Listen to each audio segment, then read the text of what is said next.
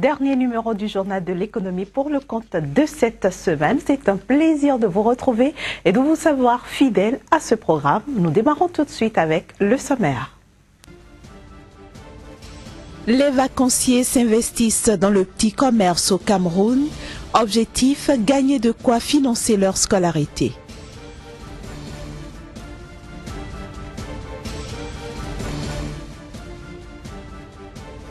Le Fonds d'équipement des Nations Unies accompagne les promoteurs de projets au Bénin. C'est à travers un programme dénommé LFI.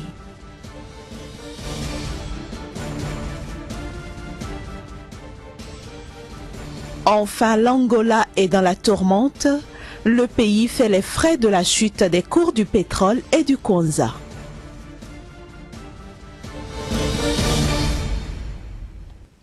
Bienvenue à toutes et à tous. C'est les vacances et certains élèves et écoliers mettent ces moments à profit pour vendre dans les rues des articles de tout genre.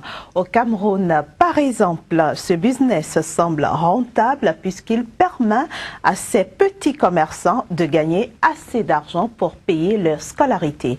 On fait le constat avec notre correspondant à Douala, Narcisse Ouma. Ce sont les vacances. Les élèves les plus jeunes ont vidangé leur salle de l'école. Plusieurs jeunes enfants ont troqué leurs activités ludiques de vacances pour le commerce. En commençant, je suis élève.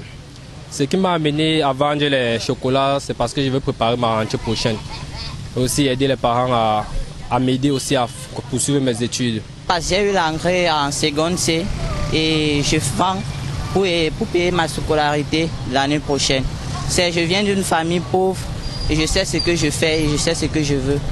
Et ben pour payer ma scolarité avec, et pour payer mes cahiers et aider mes parents aussi.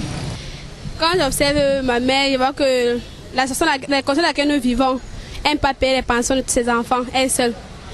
Et ça a décidé de l'aider. Le discours est pratiquement le même pour tous ces enfants qui mènent leurs activités avec gaieté. Ils se sont jetés dans le vaste océan du commerce. Dans presque toutes les artères de la ville de Douala, comme dans la plupart des villes camerounaises, on les croise filles comme garçons, dont l'âge varie entre 5 à 17 ans, passant les journées entières en déambulant entre les voitures, risquant quelquefois de se faire renverser par les automobilistes à la recherche du gain quotidien. Ces apprentis commerçants proposent des friandises, arachides, orange, citron, chocolat, chaussures et plusieurs autres marchandises aux passants. Les promoteurs de projets disposent au Bénin d'un outil pouvant les aider à mobiliser des capitaux domestiques. Il s'agit du LFI, un outil mis en œuvre par le Fonds d'équipement des Nations Unies et que nous présente ici Armel Hervé Djengue. Il est expert en financement pour le programme LFI au Bénin. LFI est un acronyme en anglais qui signifie Local Finance Initiative, c'est-à-dire l'initiative pour le financement du développement économique et local au Bénin. Alors, c'est un programme qui a été conçu par le Fonds d'équipement des Nations Unies pour permettre à ce qu'il y ait de nouvelles possibilités de levée de capitaux pour pouvoir encourager le développement économique et local au niveau des pays les moins avancés. Alors, le programme est comme une approche de financement, n'est-ce pas, qui permet de fournir des capitaux de lancement, également de l'assistance technique pour aider les promoteurs de projets à pouvoir mobiliser donc des capitaux domestiques qui pourront maintenant investir dans les infrastructures productives. En amont de cette initiative, il y a un document de cadrage qui a été signé entre le ministère de la décentralisation et le Fonds d'équipement des Nations Unies. Les deux pôles d'intérêt que vise le programme, d'un côté, amener les promoteurs à pouvoir produire et développer des projets beaucoup plus bancables, et de l'autre, améliorer l'intérêt donc du secteur financier national pour le financement des projets structurants. Intéressons-nous maintenant à l'Angola qui a connu un essor économique considérable après la fin de la guerre civile de 2002 et qui est désormais dans la tourmente. Luanda, la capitale qui était devenue une mini-version africaine de Dubaï où des gratte-ciel sortaient de terre, perd de son éclat, une situation due notamment à la chute depuis 2 ans des cours du pétrole, mais aussi cette situation s'est aggravée avec la baisse vertigineuse du kwanza, la monnaie locale, enregistrée notamment au mois de juin dernier. Luanda est aujourd'hui bien loin de cette image aux allures d'un mini Dubaï, version Afrique, où l'argent du pétrole faisait pousser de terre les gratte-ciel. La chute des cours de l'or noir, qui dure depuis 2 ans, est passée par là. En Angola, deuxième producteur de pétrole en Afrique, plus d'un tiers de la population vit dans la pauvreté, alors que la croissance du produit intérieur brut a atteint des taux exceptionnels de 20% en 2007 pour retomber à moins de 2% en 2016. L'inflation a dépassé la barre des 30%. L'huile, le riz et le poulet, qui sont des produits alimentaires essentiels, sont hors de portée des bourses de la classe moyenne. Et pour cause, les prix sont bien trop élevés pour les salaires. À tout ceci s'ajoute la baisse vertigineuse du kwanza, la monnaie locale, enregistrée en juin dernier. Le dollar s'échange officiellement à 170 kwacha, mais sur le marché noir, il vaut 600 kwacha. Une nette différence qui, au regard des analystes économiques, serait de mauvais augure pour l'avenir.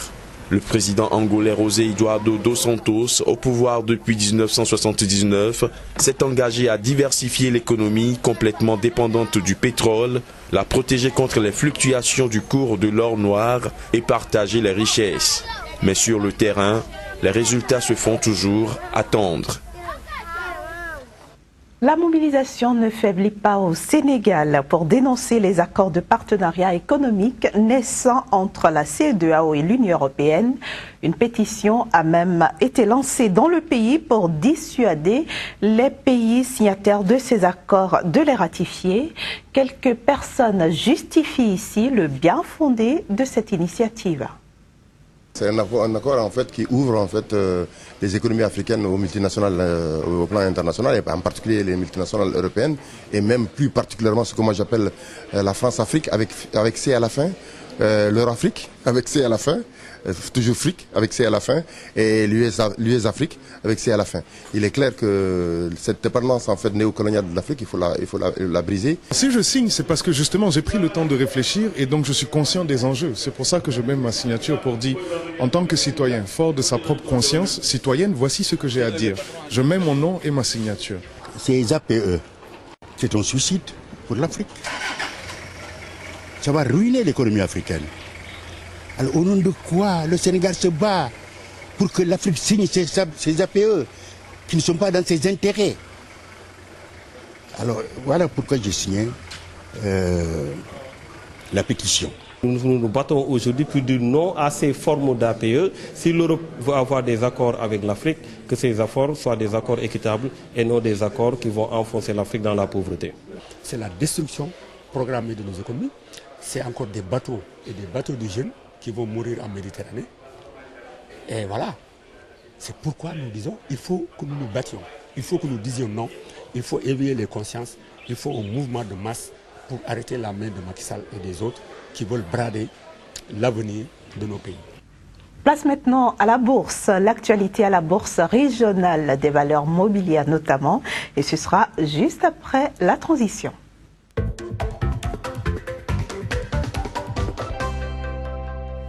Une transition qui nous permet de retrouver Flavien Aïdino. Il est consultant en bourse, conseiller en investissement. Bonjour Flavien. Bonjour Inès. Un plaisir de te recevoir sur ce plateau. Le plaisir est partagé. Alors, que peut-on retenir des actions, des investissements à la BRVM cette semaine? Il faut dire que sur le marché financier régional, ce qui retient l'attention, c'est notamment l'introduction en bourse de la société ivoirienne des banques, qui est une filiale du groupe Attijari Wafa Bank du Maroc, qui va placer sur le marché financier régional de l'UEMOA 20% de ses actions, ce qui concerne en fait quelques 2 millions de titres. Et l'opération va démarrer le 18 prochain et terminer le 29. Mais attention, selon donc la demande, eh bien, la clôture va intervenir de façon anticipée si le nombre de titres qui est mis en vente est atteint. Surtout qu'on a observé pour le cas de la BOA Mali que c'est le même jour que tous ces titres ont pu être achetés. Ben, il faut dire que le prix de l'action sera de 14 000 francs CFA et puis l'opération va rapporter globalement 26,15 milliards de francs CFA. Une précision qui est importante, en fait, la société ivoirienne des banques est en train donc de, on va dire, d'exécuter un engagement qu'elle avait pris de libérer 15% de son capital dans le public au travers du marché financier régional, et l'État ivoirien qui disposait de 10% libère les 5%, ce qui fait en fait les 20% qui sont mis en vente. Alors est-ce qu'on peut s'attendre à ce que les actions de la société ivoirienne des banques se comportent comme celles de BOA Mali par exemple? Très probablement parce que vous savez, première chose, c'est-à-dire que le groupe Attijari Wafa Bank est la première banque on va dire africaine hors Afrique du Sud en termes de dépôt et de crédit. Ça, c'est un élément important et toute l'expérience des Marocains est mise au service de cette banque qui est installée en Côte d'Ivoire, ce qui va véritablement booster les activités à ce niveau. Deuxième élément, c'est que en 2015, le total de bilan de cette société a progressé de 50%. D'une année à l'autre. Alors, le marché a progressé en 2015 de 14 à 17%, mais la Société internationale des banques de Côte d'Ivoire, elle a plutôt progressé de 50%, ce qui est une performance assez intéressante. Et en termes de perspective, selon le directeur de cette banque, à l'horizon 2020, ils attendent un produit net bancaire de près de 66 milliards, alors qu'actuellement, on est à 43 milliards. Donc, on voit toutes ces perspective-là, on se dit que le titre va connaître un boom à la BRVM. Autrement dit, vous conseillez aux téléspectateurs d'être prêts à aller acheter ces actions-là? Absolument, et sans embâche. Il faut déjà commencer par vous rapprocher des sociétés de gestion d'intermédiation pour déjà réserver les titres, parce que à partir de 18, ça va être vraiment un mouvement. Ça va se bousculer. Absolument. Alors, nous avons évoqué la BOA Mali.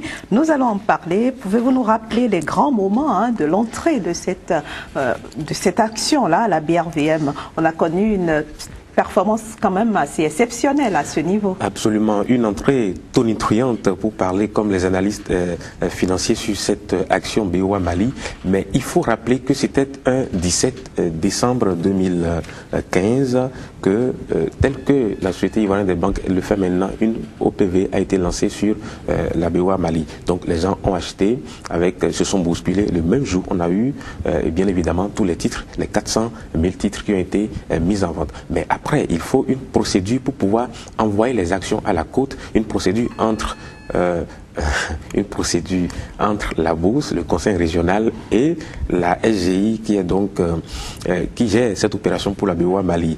Mais il y a eu cette opération doit durer 3 mois, mais il y a eu un temps mort de 2 mois qui a amené les gens à avoir des suspicions sur les performances de cette action. Mais contre toute attente, cette action a grimpé en 3 semaines, a fait 168%, et cette action est devenue en temps le chouchou de la BRVM. On espère que ce sera aussi le cas pour la Société ivoirienne des banques qui sera lancée, vous l'avez dit, le 18 prochain. On attend de voir. Merci beaucoup Flavien, ce fut un plaisir. Le plaisir partagé. On se dit à bientôt. À bientôt. Chers amis téléspectateurs, nous sommes déjà à la fin de ce numéro du Journal de l'économie. Merci de nous avoir reçus chez vous.